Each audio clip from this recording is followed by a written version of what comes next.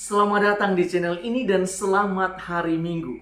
Sahabat-sahabatku yang terkasih, salah satu kekayaan dari gereja Katolik ialah kehidupan dari para orang kudus. Mulai dari mereka yang masih digelari hamba Allah atau servant of God, para venerabilis atau yang terhormat, para beato dan beata atau yang artinya yang terberkati, dan kemudian para santo ataupun santa. Ini adalah proses sebelum seseorang digelari santo ataupun santa di dalam gereja Katolik. Namun, hal menarik dari mereka semua ialah mereka telah berhasil memberikan kesaksian iman yang baik kepada dunia. Mereka telah berhasil mewujud nyatakan kualitas iman mereka di dalam setiap tindakan, perbuatan, perkataan, dan seluruh dimensi kehidupan mereka. Bahkan kualitas kehidupan doa mereka pun berdampak ataupun disertai bukti perbuatan yang nyata, sehingga hidup mereka benar-benar menjadi cahaya dan garam bagi dunia. Dengan kesaksian inilah, maka mereka pun diproses mulai dari gelar hamba Allah dan sampai pada akhirnya menjadi seorang santo ataupun santa. Sampai di sini kita dapat melihat bahwa kesaksian hidup mereka itu menjadi salah satu kekayaan gereja, karena kesaksian mereka dapat menjadi teladan yang berdaya dan berharga bagi sekian banyak umat Katolik yang masih bersiarah di dunia ini. Di dalam bacaan Injil, Yesus mengatakan kepada para muridnya, "Kamu adalah garam dunia, kamu adalah cahaya dunia." Dengan perkataan ini atau dengan sabdanya ini, Yesus meminta semua pengikutnya untuk menjadi garam yang kehadirannya selalu dapat memberi manfaat bagi banyak orang ataupun bagi dunia, dan menjadi cahaya untuk menerangi dunia. Lantas pertanyaannya, bagaimana cara kita dapat menjadi garam dan terang dunia? Firman Tuhan di dalam bacaan pertama hari ini menerangkan dengan sangat indah. Firman Tuhan menegaskan, "Aku menghendaki supaya engkau membagi-bagikan makananmu kepada orang yang lapar, dan menerima dalam rumahmu orang-orang yang miskin yang tak punya rumah. Dan apabila engkau melihat orang yang berkekurangan pakaian, haruslah engkau memberi dia pakaian, dan jangan menyembunyikan diri terhadap saudaramu sendiri. Jika kamu berbuat demikian, maka cahayamu akan terang benderang laksana fajar." Dengan firman-Nya ini, Allah hendak menegaskan bahwa hidup kita akan sungguh-sungguh bercahaya, akan sungguh-sungguh bersinar jika kita senantiasa menabur kebaikan di dalam hidup ini.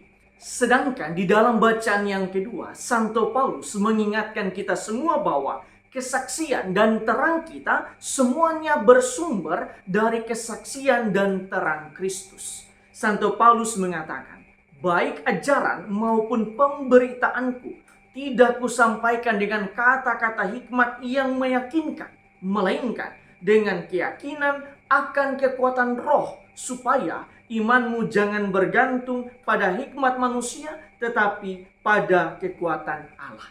Dalam arti tertentu, Santo Paulus hendak menegaskan bahwa cahaya kebijaksanaan ataupun cahaya kesaksian yang kita miliki merupakan pantulan dari sumber cahaya sejati, yaitu Tuhan sendiri atau Kristus sendiri. Sahabat-sahabatku yang terkasih, berdasarkan bacaan-bacaan hari ini, marilah kita merenungkan sejumlah remah permenungan. Pertama, di dalam bacaan Injil, Yesus mengatakan, "Kamu adalah garam, kamu adalah terang." Yesus tidak mengatakan kamu dapat menjadi garam ataupun kamu dapat menjadi terang. Kata dapat di sini bermakna bisa ya atau bisa tidak, atau juga usaha untuk menjadi terang dan garam dunia. Melainkan ketika Yesus mengatakan kamu adalah garam dan terang, maka itu artinya Yesus hendak menegaskan bahwa kita semua para pengikutnya adalah garam yang memberi manfaat dalam kehidupan dan terang yang bisa menyinari dunia. Dan inilah inti dari identitas sebagai pengikut Kristus. Identitas garam dan terang melekat erat pada pengikut-pengikut Kristus itu sendiri.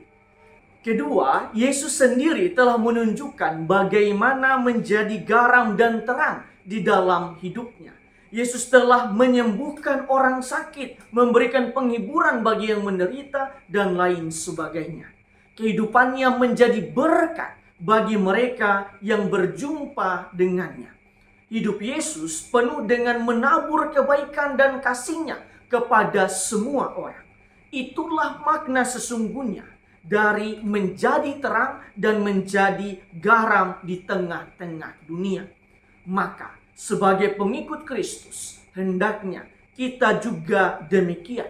Di tengah keberagaman dunia, maka hidup dan perbuatan kita harus memberi manfaat bagi orang-orang di sekitar kita, bahkan kepada dunia. Melalui pertolongan kepada sesama yang membutuhkan, melalui prestasi ataupun karya-karya kita. Kita hidup bukan lagi untuk diri kita sendiri, tetapi hidup bagi orang-orang di sekitar kita dan hidup bagi dunia. Ketiga, Yesus menutup kesaksian hidupnya dengan penderitaan yang begitu berat. Itu artinya, Yesus hendak menegaskan kepada para pengikutnya bahwa penderitaan juga bagian dari kesaksian hidup sebagai pengikut Kristus. Yesus memberikan teladan bahwa kita harus bertahan di dalam penderitaan sampai titik darah terakhir dan tidak ada kata menyerah. Sebab dengan tidak menyerah itu berarti kita telah menjadi pemenang atas penderitaan yang kita alami. Para martir Katolik juga meneladani kesaksian penderitaan dari Yesus sendiri. Mereka bertahan sampai tetes darah terakhir dan memperoleh mahkota surgawi. Marilah di dalam hidup kita sambil memohon kekuatan dari Tuhan, kita belajar bertahan di dalam setiap penderitaan kita dan menjadi pemenang atasnya. Satu hal yang harus kita ingat di dalam setiap penderitaan kita ialah kita tidak sendirian. Yesus telah lebih dahulu mengalaminya, dan itu tanda bahwa Yesus akan senantiasa menemani kita di dalam setiap penderitaan kita. Tuhan memberkati Anda semua.